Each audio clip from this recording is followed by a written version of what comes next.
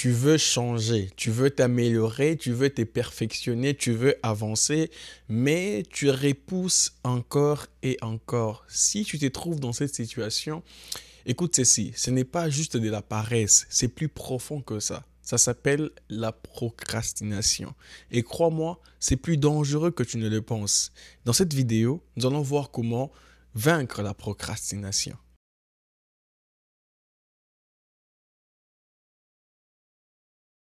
Ok, comprenons d'abord, pour commencer, c'est quoi la procrastination? Parce que la procrastination n'est pas un simple manque de motivation, non, c'est plus profond que ça. C'est carrément une stratégie inconsciente d'évitement. D'après le professeur Tim Pichil de l'université de Carleton, il dit ceci, il dit que la procrastination est une réaction émotionnelle.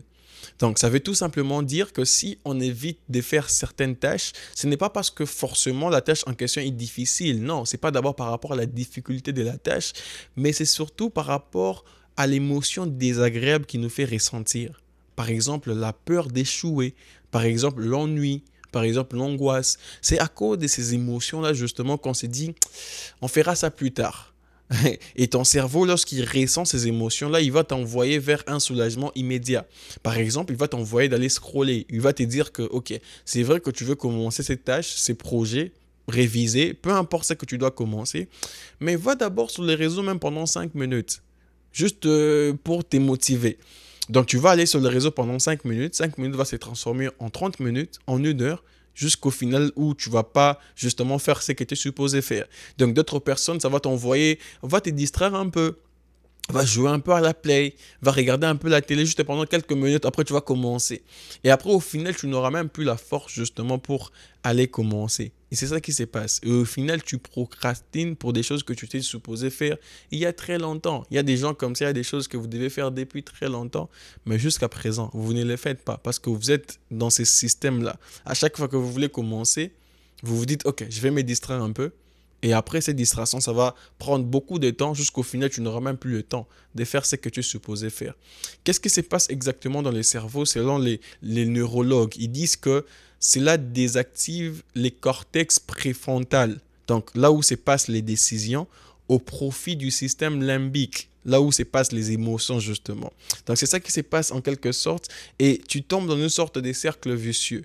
Donc plus tu procrastines, plus tu culpabilises et au final, tu repousses. Donc, plus tu procrastines, plus tu culpabilises, donc plus tu repousses parce que tu as culpabilisé. Tu vas te dire, ok, je devais commencer ça à 15 heures, mais jusqu'à 19 heures, je n'ai pas encore commencé. Bon, je l'ai fait demain. Demain va se transformer encore demain, va se transformer encore à demain. Et jusqu'à aujourd'hui, la chose que tu devais faire depuis maintenant beaucoup d'années, beaucoup de mois, beaucoup de semaines, de jours, jusqu'à présent, tu ne le fais pas encore. Et je suis certain que tu t'es dit encore aujourd'hui que tu le feras demain. C'est ça qui se passe. Tu es dans une sorte de cercle vicieux qui est sans fin. Alors, pourquoi est-ce que je parle de la procrastination aujourd'hui? C'est parce que les conséquences sont bien réelles. Les conséquences sont bien visibles, même si nous ne voulons pas toujours le voir. Mais les conséquences s'y font ressentir. Pendant que tu te dis que tu as encore le temps, ta vision est en train de mourir. Pendant que tu te dis que tu as encore du temps, tes projets sont en train de mourir. Tu étais supposé normalement à ces moments-ci arriver à un certain point. Mais tu n'es pas encore arrivé là-bas parce que tu n'es fait que procrastiner.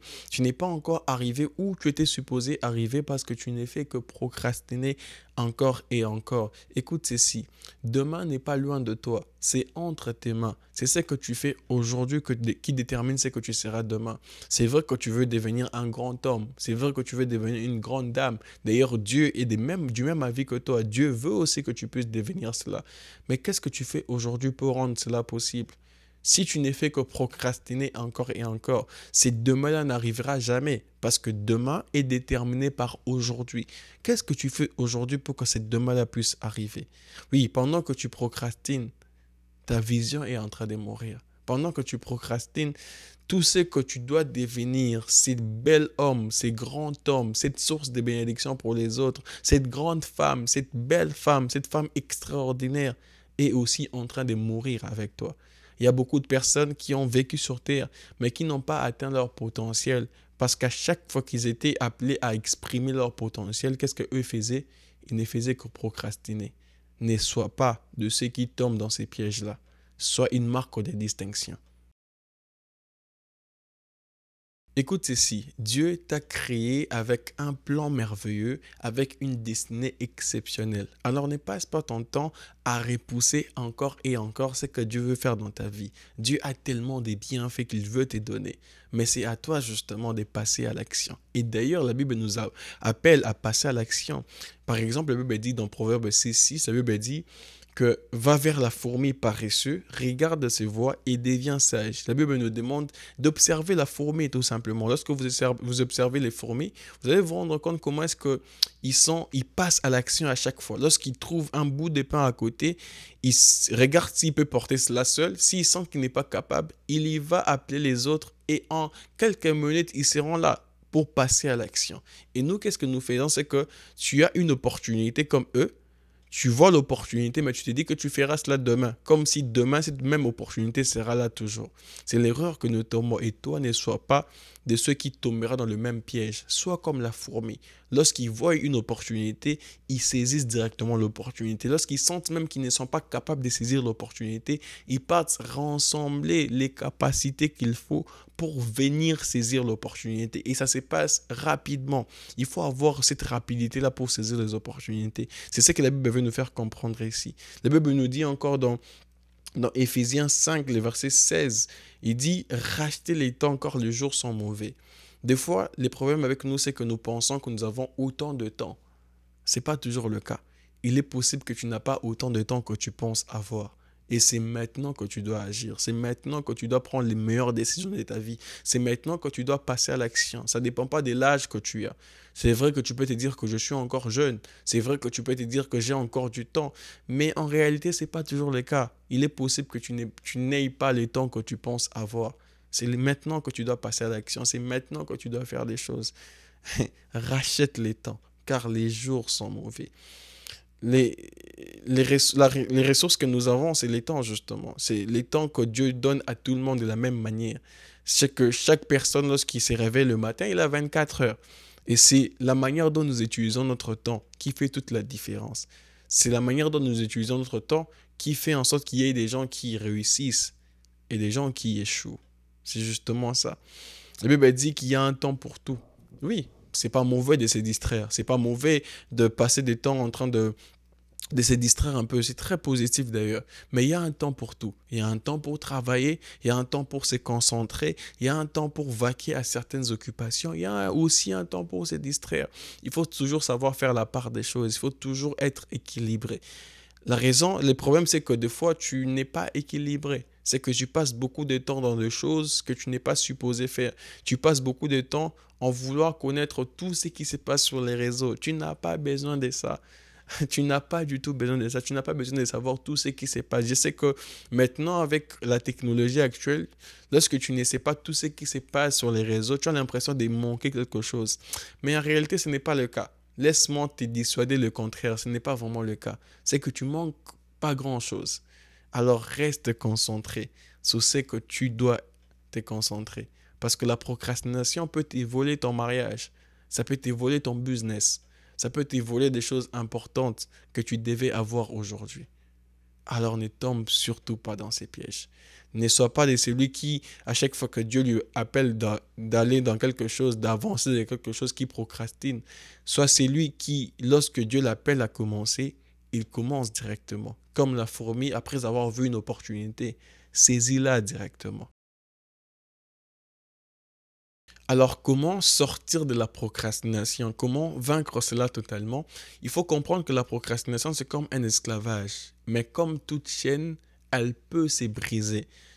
Si tu sens que tu es esclave de la procrastination, si tu sens que tu tombes facilement dans ces pièges-là, j'ai une bonne nouvelle pour toi.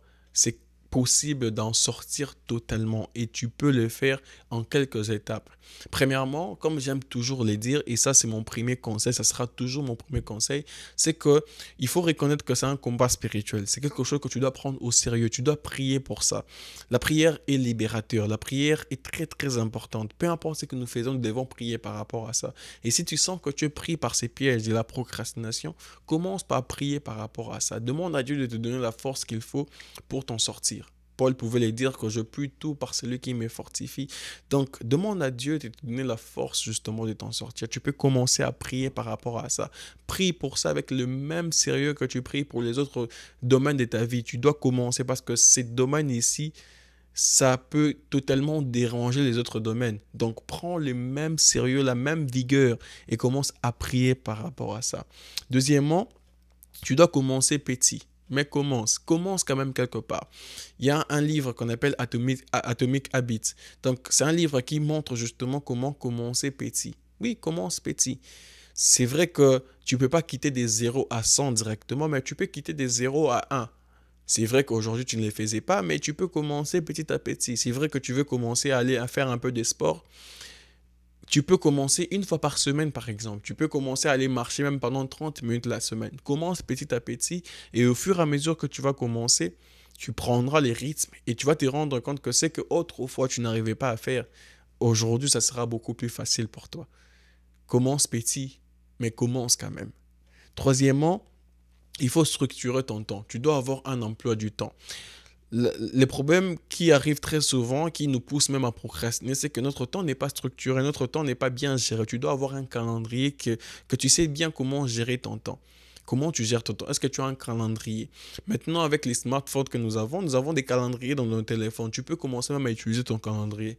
Bien structurer ton temps, qu'à cette heure tu fais ceci, à cette heure tu fais cela. C'est là que tu vas te rendre compte que tu peux devenir équilibré. Parce que des fois, tu veux travailler sur quelque chose, mais tu as l'impression comme si tu vas manquer de faire autre chose. Donc, si tu structures bien ton temps, tu auras le temps pour travailler, le temps pour te concentrer, mais tu auras aussi le temps pour te distraire, pour passer du temps avec les autres, avec les amis, avec la famille.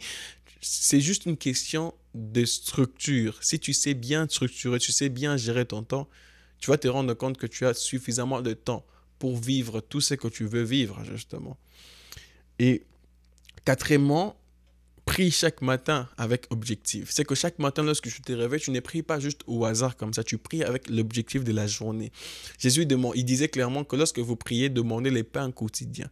Donc lorsque tu pries chaque matin, demande les pains quotidiens, la vision de la journée, la direction de la journée, tu vas te rendre compte que tu vas te concentrer uniquement sur ce qui est plus important par rapport à ta destinée, par rapport à ta mission. Donc, prie chaque matin avec objectif. Prie sérieusement pour ce que tu dois faire durant la journée. Et cinquièmement, réactive ta vision. Des fois, c'est parce que avec le temps que tu as commencé à procrastiner, il est possible que ta vision s'est éteinte. Réactive cela. Le pourquoi est-ce que tu fais ce que tu dois faire. Tu veux commencer un projet. Pourquoi est-ce que tu veux commencer ces projets-là? Tu veux commencer un business. Pourquoi est-ce que tu veux commencer ce business-là? Définis clairement dans ta tête le pourquoi est-ce que tu veux faire telle ou telle chose et tu verras que même quand la motivation ne sera plus là, tu vas continuer de faire parce que le pourquoi est tellement clair dans ta tête. Définis les pourquoi. C'est très important. Et sixièmement, entoure-toi des personnes disciplinées. On peut les nier si on le veut, mais l'entourage est très important. Ne vous y trompez pas, les mauvaises compagnies corrompent les bonnes mœurs. Si tu es autour des bonnes personnes, ils vont aussi t'influencer d'une manière ou d'une autre. On est les résultats des personnes avec qui on est autour. Donc si tu es avec des gens qui sont structurés, qui savent bien gérer leur temps, toi aussi naturellement tu vas commencer à bien gérer ton temps. Mais si ce n'est pas le cas, toi aussi naturellement tu vas commencer à très mal gérer ton temps. Il faut t'entourer des gens qui savent respecter ton temps surtout. Oui, il faut vraiment t'entourer de ce genre de personnes. Pas des gens qui peuvent t'appeler comme ça et te prennent 3 heures d'appel alors que ce n'était pas supposé se passer comme ça. C'est vrai qu'il y a des appels qui sont importants, qui peuvent aller à ces nombres d'heures-là. C'est tout à fait possible. Mais certaines personnes qui peuvent t'appeler juste pour parler de tout et de rien, mais qui te prennent beaucoup de temps. Non, il faut être capable de dire que voilà, tu dois faire autre chose avec toute politesse, avec toute, voilà, tous les respects qu'il faut, mais au moins que ton temps ne soit pas gaspillé dans tout et n'importe quoi. Il y a un temps pour tout. Il y a un temps pour se distraire, mais il y a aussi un temps pour se concentrer. Et il faut savoir faire la part de choses. Ne sois pas de ceux qui tombent dans ces pièges de repousser encore et encore. Tu as tellement une destinée merveilleuse, un plan divin très merveilleux, tellement précieux que Dieu veut que ça puisse s'accomplir. Ne laisse pas la procrastination détruire ce que Dieu veut construire dans ta vie. Ne laisse pas la procrastination détruire le gratte-ciel que Dieu veut faire de ta vie. Ne laisse surtout pas. Alors je prie aujourd'hui que tu es libre de la procrastination. J'ai pris aujourd'hui que toi qui autrefois tu ne faisais que repousser encore et encore, aujourd'hui en écoutant cette vidéo, en suivant cette vidéo, tu es totalement libre de cela au nom de Jésus-Christ. Alors n'oublie pas de commenter la vidéo, n'oublie pas de partager cela à un ami, n'oublie pas de liker aussi. À très bientôt pour une nouvelle vidéo.